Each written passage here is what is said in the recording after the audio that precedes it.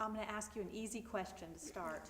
Let me turn just a little bit Okay. towards Sophie. I'm going to stand up just a tad. Sure. I'm going to move the chair right under you just a skosh. There we go. Is that all right?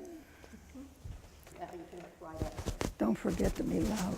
Okay, I'm try. I'm not a very loud person, but I know. I can try. I know. Now you tell me, Jenny. Okay, go ahead.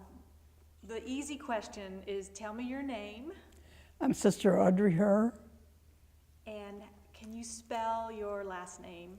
Herr, Okay. And can you tell me how old you are? 94.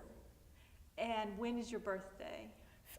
All great people are born in February, February 23rd, Okay. 1921. Okay. Great. Good. That's good. So the first part I want.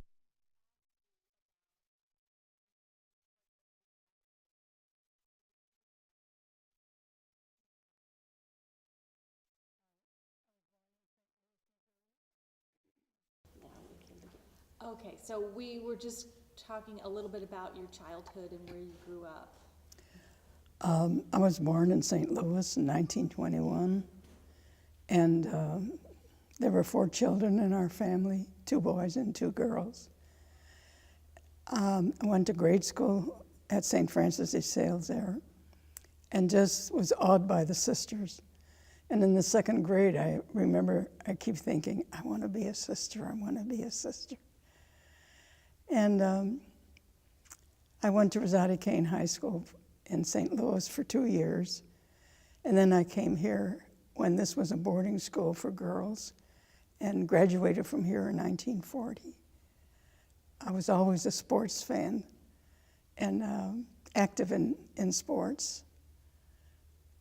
And after I graduated from here, I entered the convent in 1940 in St. Louis at the Mother House at Ripa, and began the teaching career. I was almost half of my life teaching on the secondary school level and the other half on the collegiate and university level. And I came here to retire in 1990. All of that I enjoyed very much. I love teaching. And on the university levels, I was involved, the director of counseling, and in other places, the personal and academic advisor. That was great. Thank you so much. That was a great overview, and so I want to ask a little bit more about Okay. those different chapters that you All said. right. So that's great. We have it all. So when you were growing up, last night you said that your mother passed away when you were Yes, when I was 9. young. Okay, so could you talk a little bit about that and how that affected you? She died from complications of diabetes. And of course, all of us were devastated. I don't have a remembrance of what type of personality she had.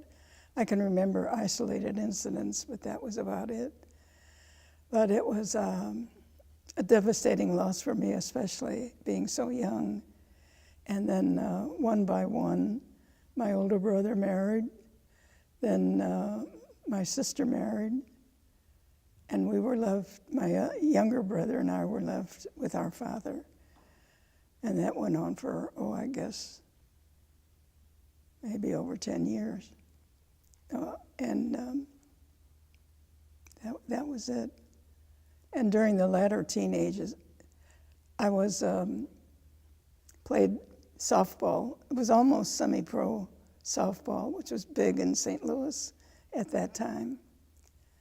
And I was involved in track and field events.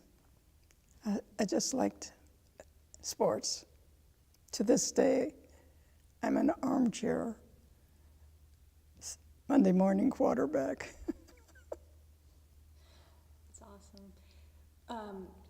Could you say, just because you said she died when I was 9, could you say just so we have it, to say my mother died? Did I what? You said, before you said she died, but I was wondering if you could say it again and say my mother died, just so we have it when you were 9. I'm sorry, I didn't hear that. Okay. Before, when you told the story about your mother, you said she died, but just, is it possible for you to say it again and say my mother died, so we'd have it? All right. Because Sophie's questions won't be in. Right, my part won't be in the interview. It'd just be what you're saying. I'm Okay, sorry. that's okay. You want me to repeat that she died? And just, yes. Okay. My mother died when I was 9 years old from complications of diabetes. Thank you. Okay. Okay. Yeah. So, at one point, did you struggle in high school before you came to school here? Were you struggling? Well, I was a high school dropout for about 18 months between my sophomore and junior year. And that's when I came here to Chatawa. And my life was completely changed. And I love this place for 75 years. How did it change your life?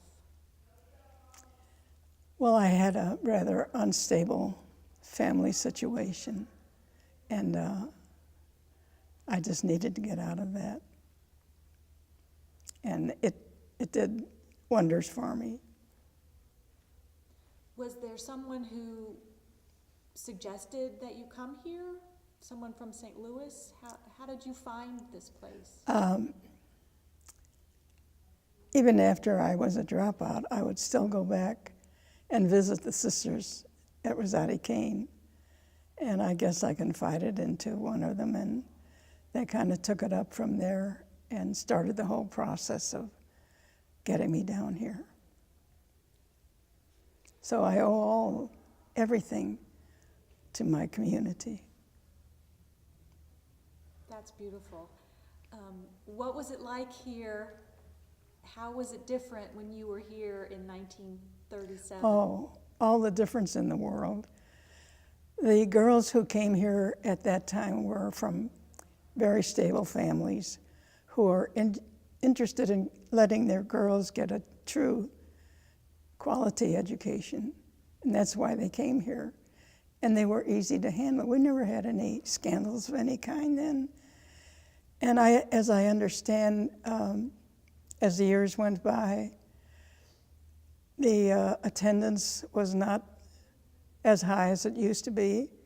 And I think some of the girls were almost juvenile delinquents.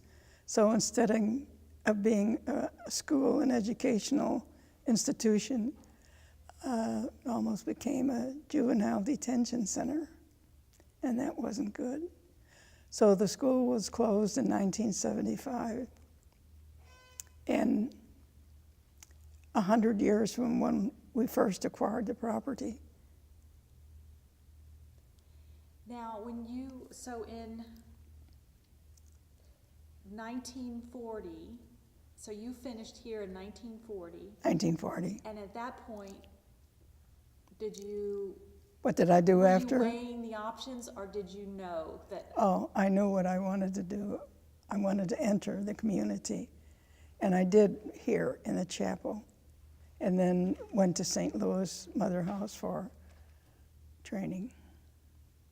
Can you talk about what the training was like, what the process to In the convent? Yes, to become a sister. It was great. I was always getting into trouble because as the mistress told me one day in aggravation, you think you're still in boarding school.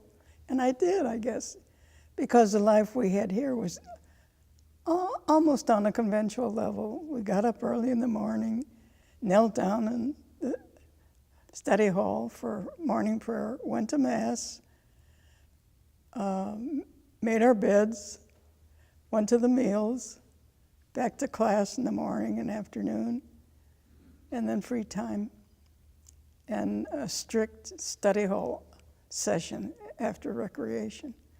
Okay, which is essentially what we were doing in religious life, you know. So it was almost like nothing changed for me when I left here and went to the mother house. But did most of your classmates, they did not continue? Most of the classmates from here did not go into the order, No, correct? no, but there have been many from the school's history who have entered the convent. I see. And in your class in St. Louis, how many young women were there? In the candidature, there were 24 of us. And after we were professed in 1944, ultimately 2 of them left the order. But 24 of us were professed in 1947. Okay. 1944, excuse me, So 1940 to 1944. 1944. And we were taking classes. We had a Notre Dame junior college there in the mother house. So we had 2 years of, I guess, what do they call it now?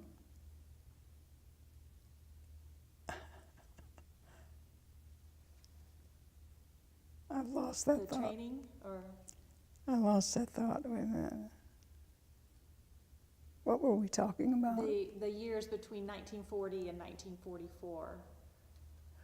Oh, and after 3 years, we were novices, and 1 year in the novitiate, and then we were professed sisters.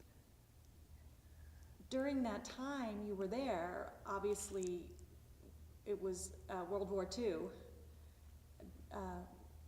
During those years, America was in the war. Yes. Do you have memories of the war, of That was the only time in my life that I was tempted to leave the convent because I wanted to join the WACS, the Women's Auxiliary Corps.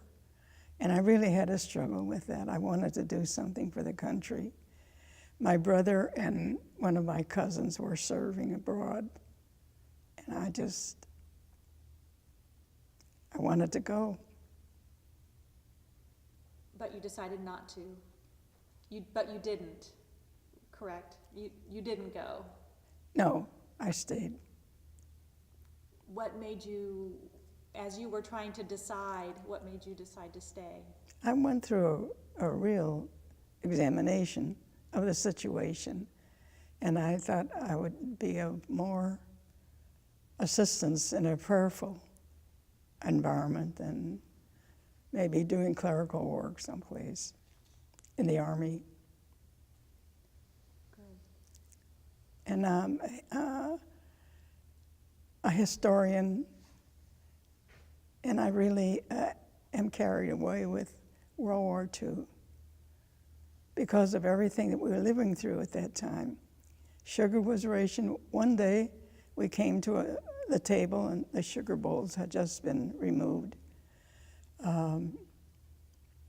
When we were teaching, we had these rubber days, to bring newspapers, to bring anything metallic to bring. And the schools, the students would bring this stuff as a war effort. Gasoline was rationed. It was a totally different atmosphere. And it needed a lot of prayer. Also because of being born in 1921, you remember the Depression in Yes. the 30s. Oh, yes. Do you have memories of that and how that affected you? The Depression? I think my family was extraordinary. Let's see, my sister was working, my older brother was working, my father was working.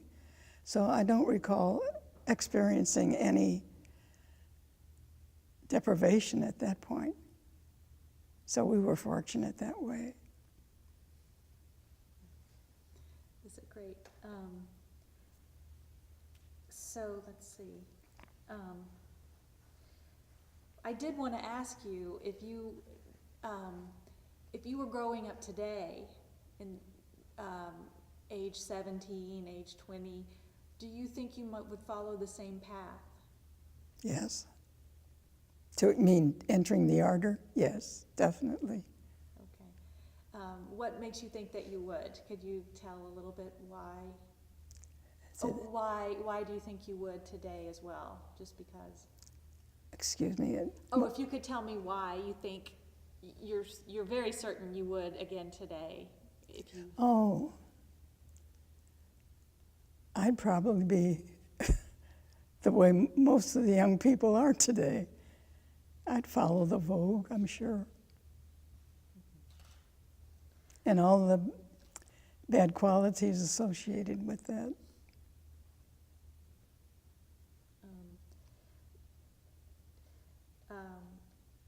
So let's see.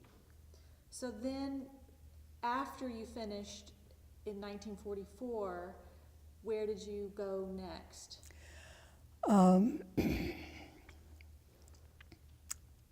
Quincy, Westphalia, Missouri, a very small German Osage County town. And it was a consolidated school. They would bus students in from different close towns. And I really enjoyed that. Then from Westphalia, I went to the Mother House and taught in the high school there.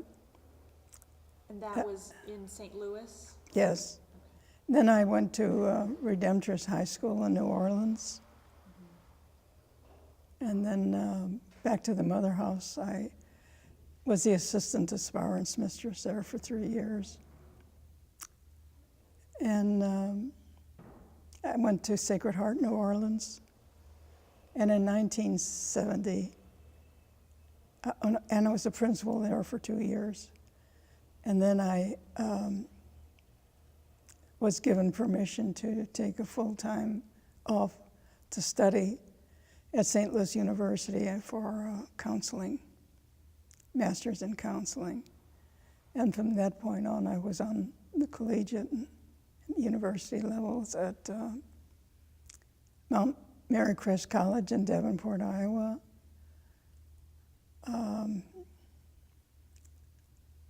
University of Southern California, and Emerson College in Boston. I retired from there after 7 years at that communications college. When you first started teaching, did you feel like, was it hard or did you feel like this is what I'm meant to do? Yes, exactly. Which one? Yes, I love teaching. I really did. And I especially found a lot of satisfaction in counseling, personal counseling. But college students always have problems. What kind of problems would they come to you with? For regular traditional students, it would be drinking, drugs. And for non-traditional students, which were those who either never went to college or had it interrupted and were coming back maybe for 20, 25 years later. And at Emerson, I dealt with the non-traditional students in adult education. And they were especially interesting. They didn't have parents to pay for 4 years of college tuition. They were working themselves, doing this on night classes and on Saturdays, doing it the hard, hard way. And I really liked dealing with those types. And what were there problems ever with gosh, I don't know, someone that you thought was really in serious trouble that you would have to? Yes, What kind of? yes. One young man was in jail for some violation, and we had to take one of the senior students to a psychiatric ward. Those were really hard times.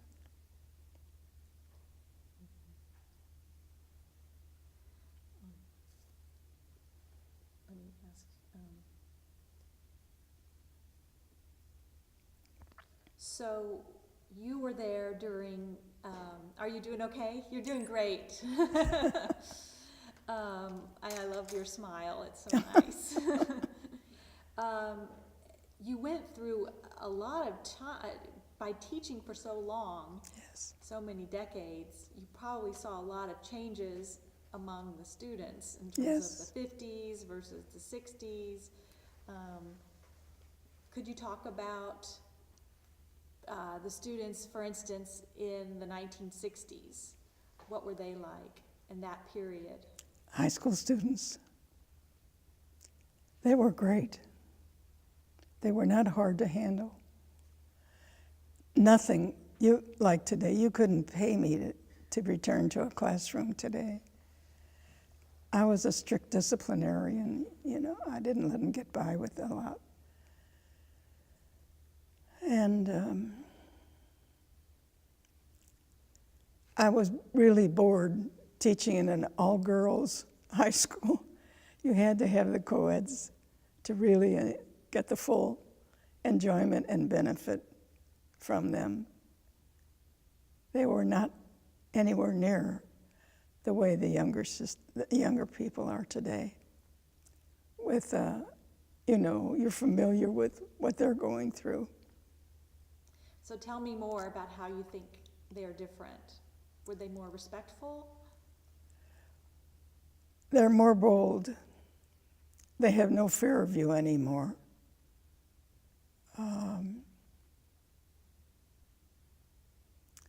Most of them nowadays, I shouldn't say most, but a lot of them aren't really interested in graduating. And that's very prominent in the South, in Mississippi especially.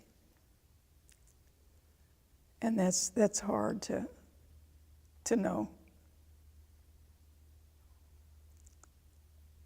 The way the situation is in some of the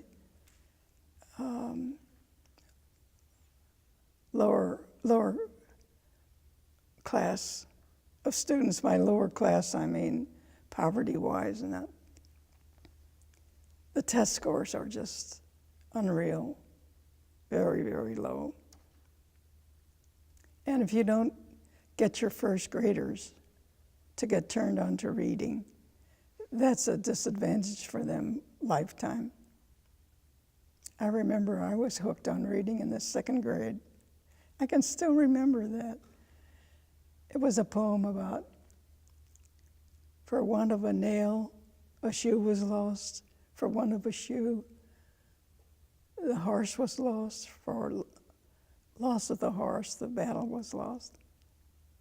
And I thought, oh, that was great. And I just took it on from there.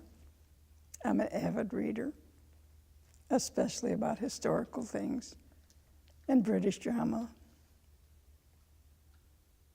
And you taught history. You taught history. Yes, yes. In the college, Western Civilization. And several of the sisters here I had in classes there. And they always tease me about it.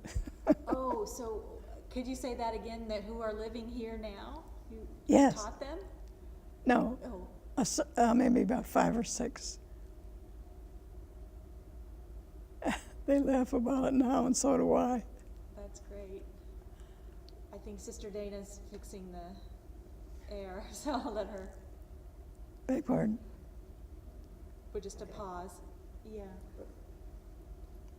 What's that? She's out of the shot, but the air didn't, I guess it's not gonna change. So If it's possible. the air conditioner came on and it's making noise, so.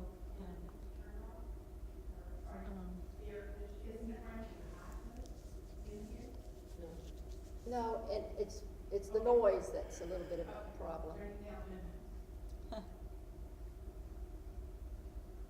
I was a blonde, Blonde. and I did have more fun. That's good. Okay, go ahead. But what I wanted to talk about now is that when I was a principal, you know, the girls get pregnant, and as long as they didn't show, you know, before graduation, I let them finish. And nobody else on the faculty knew about it because they would raise holy if they knew. This was way back in the 60s and 50s where, you know, the sisters weren't as liberal-minded as they are today. Thank God. Okay. There's some water for you. Oh, thank you very much. About. The change in just the rules of the church. She seems to disagree. The air condition. Yeah, I can put it right here, and then we'll have it for if you need it Okay. better. Did the air conditioning turn off? It did. So, do you feel like that the attitudes have changed? Yes. And how so? How have the attitudes from this 50s and 60s to today among the sisters? Well, when I was a principal, secondary school principal, some of the girls would get pregnant, unfortunately. But as long as they didn't show, I would let them graduate, and I wouldn't inform the faculty either. So they graduated without any disgrace or whatever you want to call it. And then one of our sisters set up a secondary school for pregnant girls and did a lot of good there for years. Do you think the church is too strict sometimes? What did she say? Did you feel at the time, do you think that the church was too strict about the issue? Do you feel like the church was too strict? Yes. Oh, how, could you explain your feelings about that? Oh, I didn't approve of it at all. If you meant any girl getting pregnant, no, I didn't approve of that at all. But I didn't believe that such a mark of Cain should be on her because she was too maybe innocent to what was going on. But whatever the reason, I wanted to protect her. And the mothers were so grateful. Oh. Now, in the 60s with Vatican II and all the changes that happened, can you talk about what life was like before and how it changed for you as a sister after Vatican II? You're talking about the habit and things like that? Yes. Well, first, you know, we had a lot of merchandise on us in the old habits.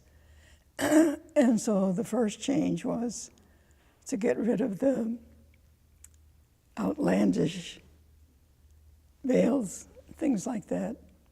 So we were modernized, still full length, but very much less about the head and the veil. Then the next change was when we could wear street length outfits, but they had to be blue or gray. Couldn't get any color in there. And then the final change, we just went back to civilian clothes with still the restrictions, blue or black or white or something like that. And then finally, there was no restriction. And the veil was optional. You can see some of the sisters still wear the veils. I'm sure you saw that. And that's the story of the habits. For you, did you welcome the change? Oh, no, I was scared to death. And the first time we went to the street length skirts, you know, I just couldn't make myself, you know, give in to that. All from vanity, you know. What would I do with my hair? What kind of clothing would I choose? And I remember I was with the chaperone on one of the senior trips to Washington and New York. And I did the change that morning that we left so that I wouldn't be able to change it on the road. All vanity. Well, it was an adjustment if you weren't accustomed to it. It's a big change. Oh, no, not at all. You know, if you haven't done anything to your hair for 40 years except cutting it, you're going to have a problem on your hands. Did your interaction with the world change when your appearance changed? Yes, And radically. How was that different? Beg pardon? How was it different for you? What do you mean? What is different? Well, I don't know. How did it feel for you? How did it feel to be presenting in a different way? Do you remember what it felt like? I don't think so. Okay. That was all external. The interior life still not only remained but intensified. Okay, great. Okay.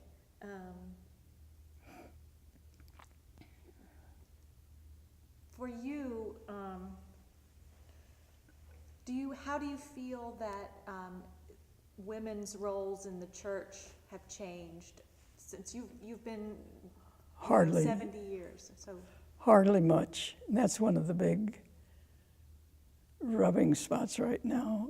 You know, that women should have more of an active role in the church, hierarchical positions at the Vatican, service on Vatican councils, and hardly any of that is going on now. And I admire Pope Francis for trying to bring this about, and I'm sorry he has such opposition from the clergy. That's a shame. There's a certain element in the church that just will not change to being more liberal. They're going to be conservative all the way.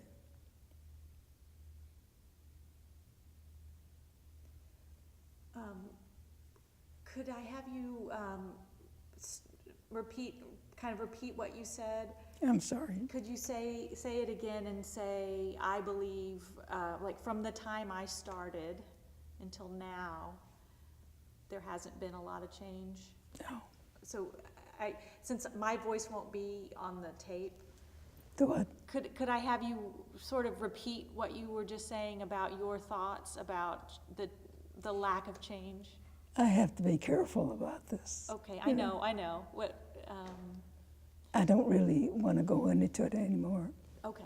if you don't mind. Okay. Yeah, I don't want to make you uncomfortable. Okay. Okay. I think what you said was. Everybody doesn't feel that way.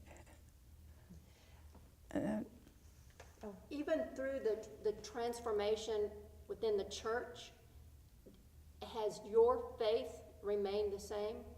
Can you talk about how the evolution of your personal faith? Your faith, personally. I don't know exactly how to answer that. My faith has always remained. I think it's been intensified at some critical point or another. But other than that, personally, I'm feel the same. Do you feel like that was the same for you from the time you came here as a girl? Oh my, yes. Very much so. We were really in the same old level of Christianity that you don't find now. There's so much different analysis and different acceptances of the church today. Totally different.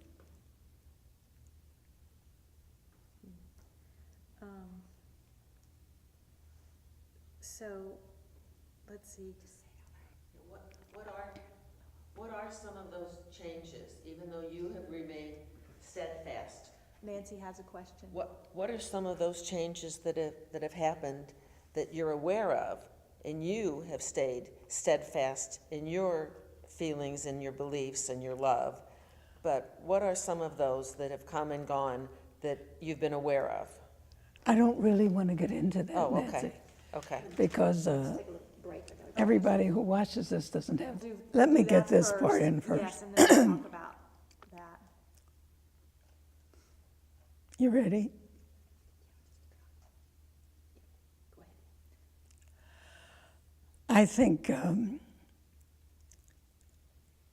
the way we were concerned about pregnant girls comes all the way down from our foundress, Mother Teresa of Jesus, who is, and she's not a saint yet, but she's on the road to it. She founded the order in 1833 in Germany, and she was very open-minded and very accepting. And I would have done what I did way back then. And it's just that type of thing that comes down to every Notre Dame sister when you have a history like that. She was a marvelous person. So if she had had a girl who was in trouble, Yes, what would she have done? yes.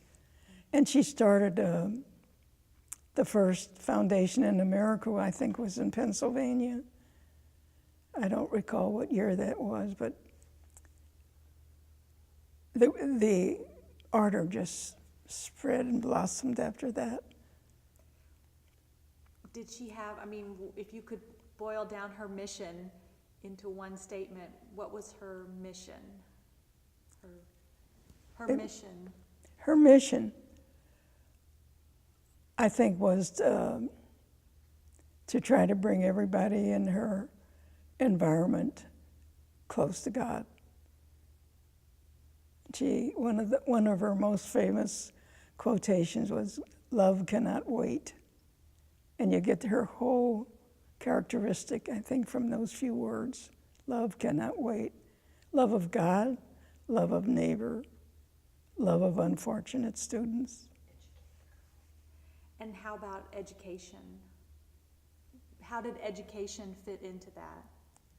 Education When? with the founder. Education was part of her mission. Oh, that was the whole mission. Educate the And girl. for years, we would just teach girls.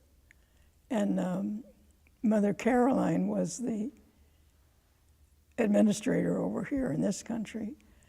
And she took a trip back to Rome and met with Mother Teresa and tried to get her to allow American schools to be co-ed.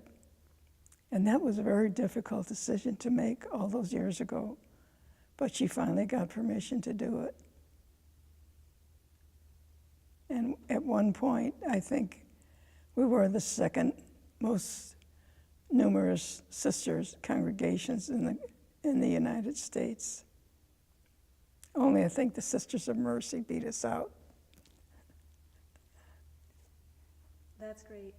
So I wanted to ask about your time here since you came in 1990, and that's been 25 years. Yes. So tell me about those years and your life now. Oh, for me personally, they were just fantastic. I've been very happy in retirement, very happy. And I think the suffering of the sisters really gets to you when you are personally involved in it for the first time in your professional life. And I think their prayers and sufferings constitute a spiritual powerhouse that the good Lord has trouble to ignore. So I personally count on their prayers very, very much. And they're such an inspiration to all of us, the suffering some of those sisters go through. And 2 of them now have been bedridden for years. And there's still such joy in community life. And even the seriously ill sisters are brought down to the main dining room anytime we have a big congregational celebration. And that's so nice to see. No matter in what condition they're in, they come down and join the whole community. To me, that's very inspiring. Have your numbers, are there less sisters now than when you started in 1990 here? Oh, yes. We're down to what they say now, you have 50 sisters and 49 employees. And that's true. We've lost a lot of sisters, sometimes 2 in the same week. And that's hard. That's very hard. Not just the sisters that you feel close to, but all of them. That Beth really, their deaths do something to you. I'm grateful for these years. I've been tremendously happy. You experience diminishment, but that's part of the bargain. Can you talk about what you did and what this place did during the aftermath of Hurricane Katrina? Oh, that was devastating. We had about 185 refugees that we cared for all those days.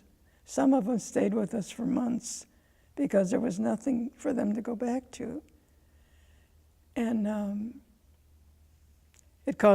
Katrina caused a lot of damage all over the grounds. Took the roof off of the retreat center.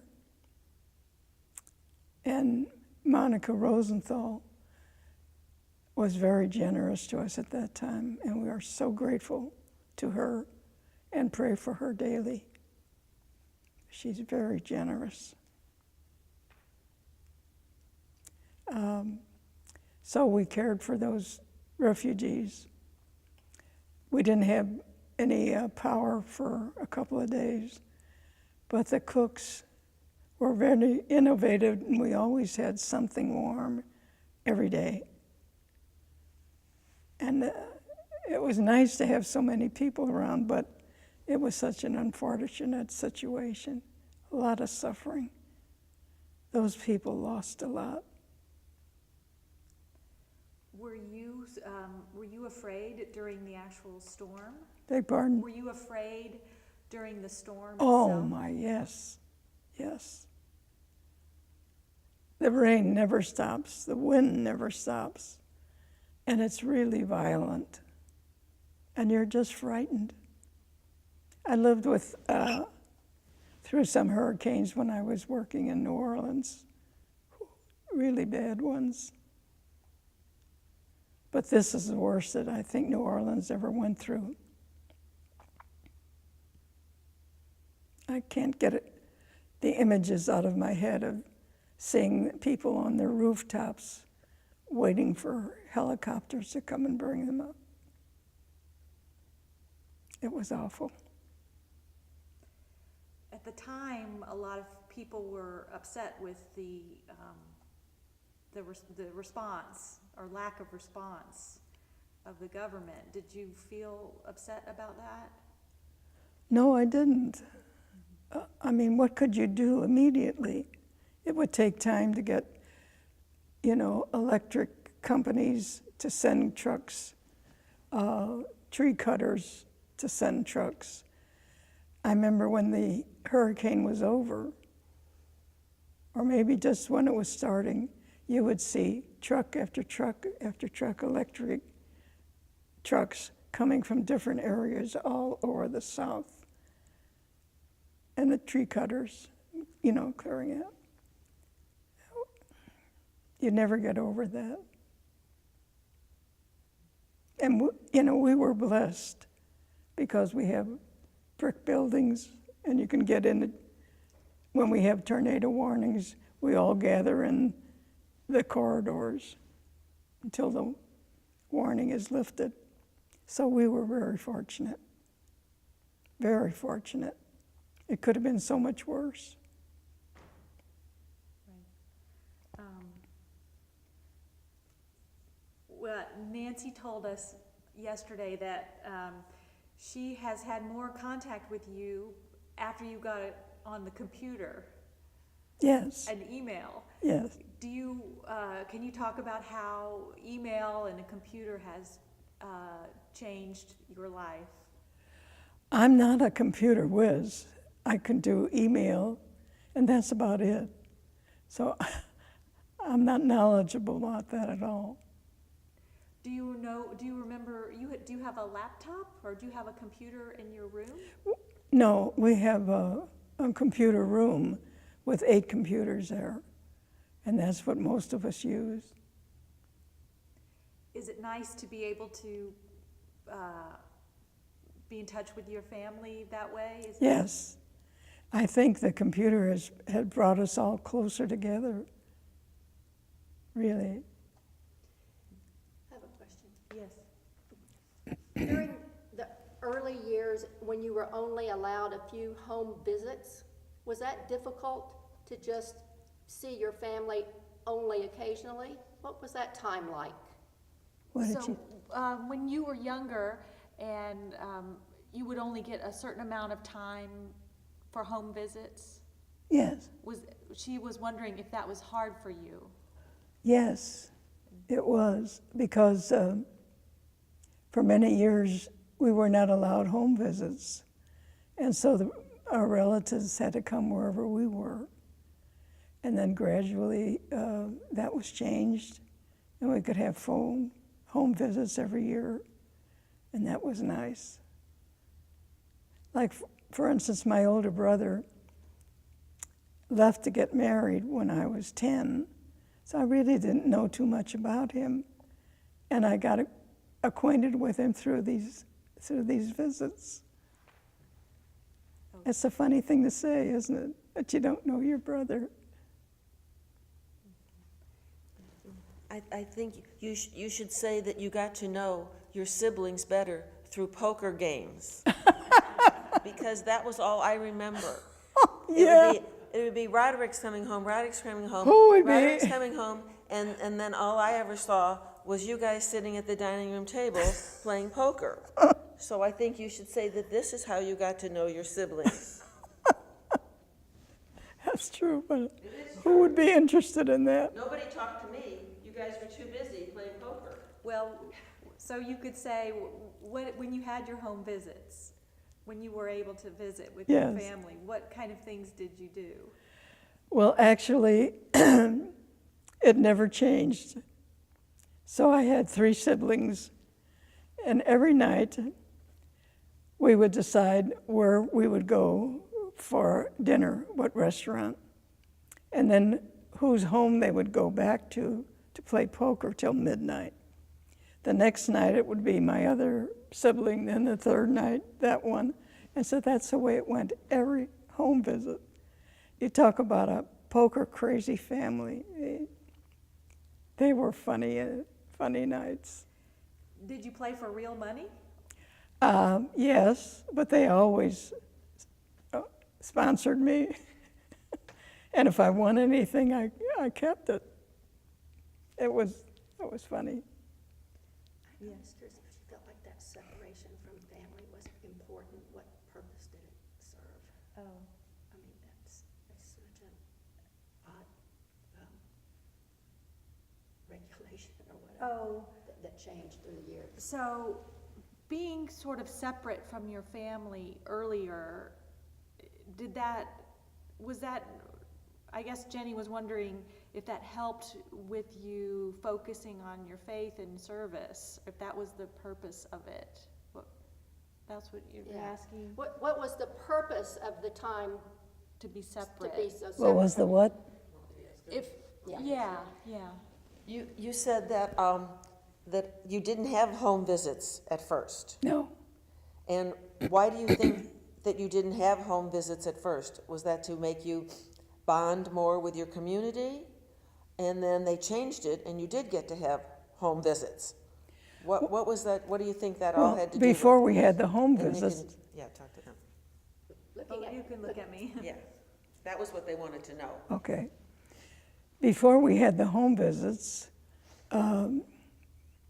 if you were living in the same city as your family, you had visiting days, maybe once a month. And that was the only communication at that time. So it was really a difference when we had an opportunity to go home. Do you think that by, it helped you focus more on your work by not having the family around? Oh, I don't believe so. I think we would be dedicated no matter what. I'm sure. Well, was there a sadness to that for you? Was there a sadness about that for you? Was it sad for you not to see your family more? Yes. Yes, it was sad not to see them often.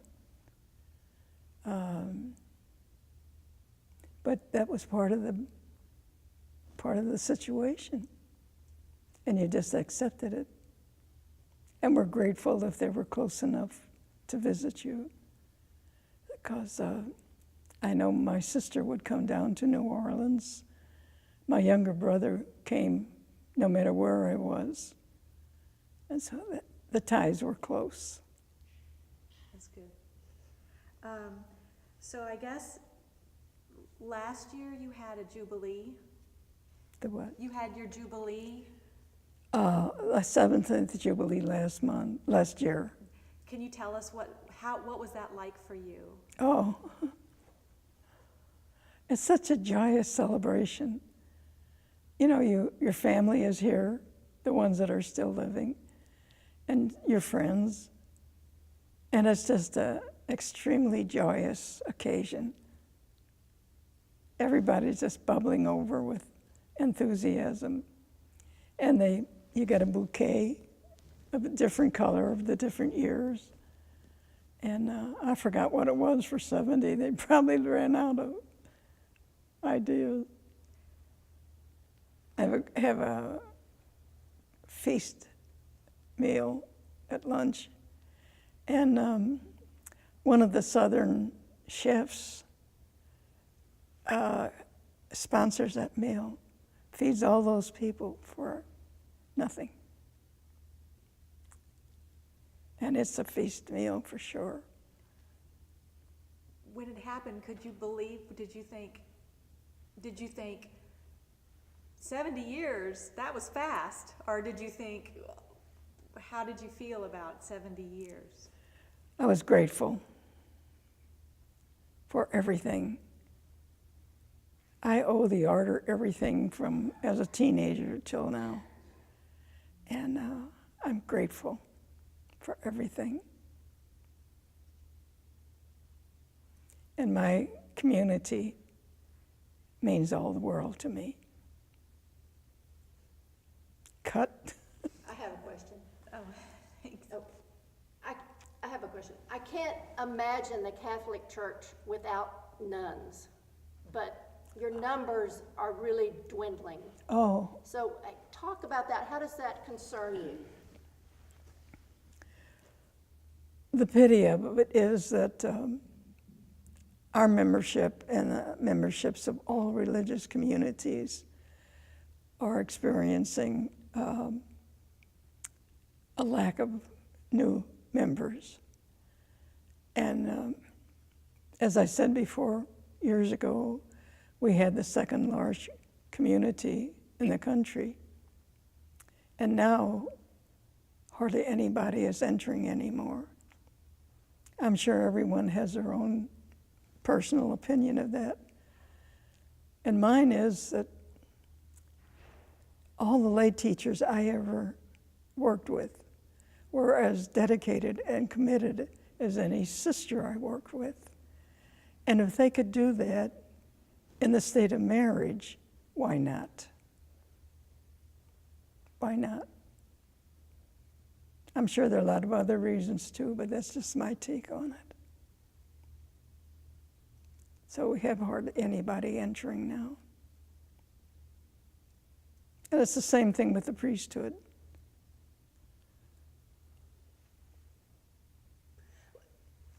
What do you think nuns bring to the church? What is your role that's uniquely yours? Social justice, teaching, education, good examples on all levels.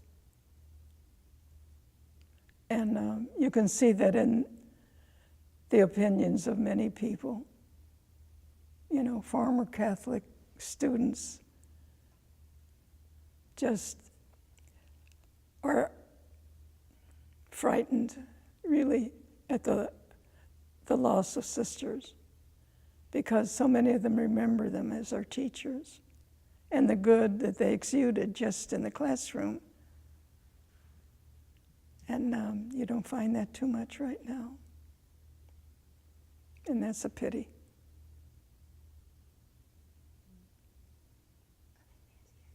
Oh, Nancy had one thing she wanted to. I had a question because I want to know. I didn't know that you aspired to be in the Olympics. Oh, you I talk never about heard that. you talk about that Well, no, you impossible dream. Oh no, I don't. But you were quite the athlete. Yes, I mean, you were an important athlete. Mother used to always tell me that. yeah. And you did all these things that I can't remember. But I never knew that, that was on your mind, the Olympics. Well, yes. I mean, it's good to have things like that on your mind. Oh, it was just a dream. That's okay. No. It's okay. Do you want to tell Tell us? us about it. Tell us? No. How old were you when you were doing all these sports and you had the record for throwing a softball Baseball. and That was and here. How old were you when you played on the softball team and you were so good? In St. Louis, I don't know. softball. Was that in St. Louis at Rosada Kane? Well, no, I played softball. It was almost semi-pro, and not in terms of a money exchange, but I played for Right Sticks, if you remember that company, and Curly, okay. I know the Curlies. Yeah, and so I had a job. They'd hire you, and because you were good for their team. And the sport was very popular all over the country, but St. Louis was really interested in it. And Was this I love girls it. softball or just yes, girls softball. Yeah. And you held some record for. Oh, baseball throw here, no big deal. Well, your mother used to tell me. So that's all I remembered. I never did know the other. Look at Sophie and just talk about your passion for sports. Talk about what? Sports. How much you like Sports. sports? I wouldn't know where to start talking about my sports life, but I was always interested in softball, especially. It was my best event. Basketball, track and field. And when I was here as a senior, I went to the state finals for track and field, and I broke the record for baseball throw. Big deal. And I've always been interested in sports. It's been a big part of my life, and it still is. Tell us which teams you like the best. Right now, Yes. well, it was the Patriots until this past week with the Tom Brady problem. Right now, I'm for the Clippers, Los Angeles Clippers, and I hope they win the NBA.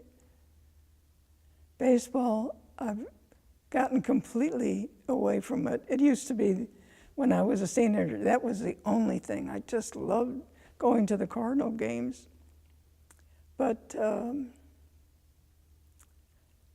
let's see, what else? Track and field, basketball, softball, that's about it. How about those LSU Tigers? Beg pardon? LSU Tigers? No, I have to be careful about that here. I love the Saints. Oh, the Saints. I think the whole community loves the Saints. Good. Could you just say, because I want to circle back, that so we have it on the tape, could you say, last year I celebrated my 70th Jubilee? I'm sorry. Could you say, just say for the tape, last year was my 70th Jubilee? I don't think I have you saying that. Oh, all right. Well, as you can tell, I've always been a sports fan. And right now, I forgot what you asked me. Oh, if you could say, Which team? about the Jubilee. That last year was your 70th Yes. Jubilee. Could you just say that? Oh. Yes, I celebrated my 70th anniversary last year. 70 years as a religious sister. She needs to say Jubilee. Yeah, say, Oh. it needs to be Jubilee. That's good. Could you say Jubilee? Could you say the 70th Jubilee? 70th Jubilee. The whole thing. The whole sentence. Sorry, did she say? We're directing you. Oh. Like Hollywood. If you could say, last year I celebrated my 70th Jubilee. Okay. Last year I celebrated my 70th Jubilee as a school sister of Notre Dame. It was a very, very happy day. Sister Audrey, Thank you. you said that baseball throwing, no big deal. What do you think is a big deal? What is the thing you are most proud of in your life? I've been very fortunate I've been very fortunate with generous friends. I've been to a Super Bowl, a Rose Bowl, a Sugar Bowl, and a Super Bowl. And you know what Super Bowl tickets cost in the fourth Super Bowl? $17. And what is it now? Outrageous. Good. Is there anything else that we didn't ask you about that you want to tell us? I don't think so. I wouldn't know what it is. Okay. Like I said, I could tell you what happened 50 years ago, but I couldn't tell you the title of a book that I read last week. It's that kind of a situation. So I can't think of anything else. In her bio, she talked about a teaching experience in New Orleans that was her favorite. Oh, you had said that your teaching in New Orleans was one of your favorite places Yes. to teach. Could you talk about that at the high school? Oh, my teaching years at Redemptorist High School in New Orleans were the most satisfying I ever experienced. Redemptorist High School was in what they call the Irish Channel, a low-income family area. And the boys wore uniforms, everybody, looked the same. But there was something about those students that if you loved them, they loved you back, and they let you know it. On Friday nights, the football team would have a game, and the sisters would wait up for that. And they knew we were waiting up for that. And they'd come back about 10 or 10:30, and we'd all be at the window, behind curtains, just waiting for them to come back. And if they were laughing and tooting, we knew, oh, we won. When they came back with not a sound, we know we lost. So they knew we cared about things. They were just a whole loving bunch of kids. That's beautiful. Thank you. I was thinking if we have a few minutes to. Are we done? We're done. Okay. We're done. But thank you. I was thinking maybe could she look at the photos a little bit? Yes. If you could just. Ready? Am I supposed to hold these up or just talk about them? You can turn You it can and hold it show it to Sophie. Well, You can show it to me. Yeah, like you're talking to Sophie.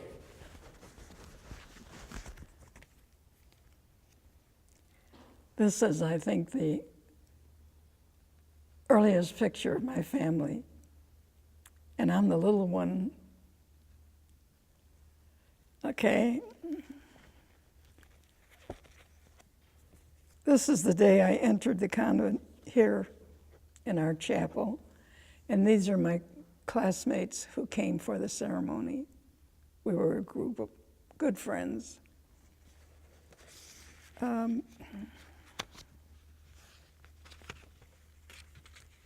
This is a picture of what the candidates looked like for the first 3 years.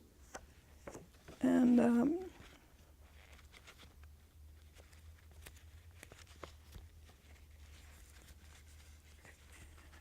these are the ones I really wanted you to see.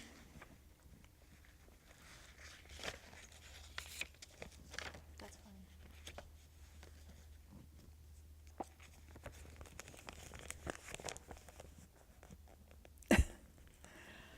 One of the sisters did that for me for one of my birthdays.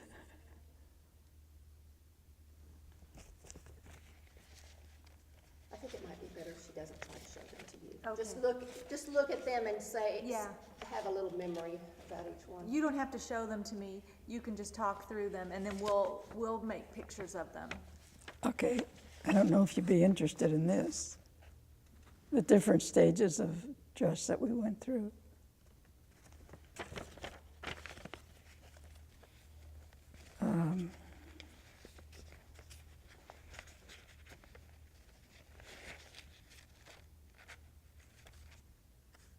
This is one of the habit changes that we had.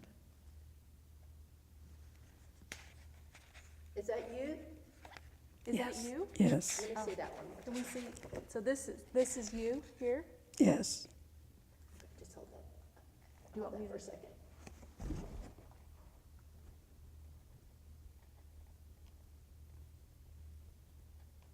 Okay. That's the commencement day at Maricrest College.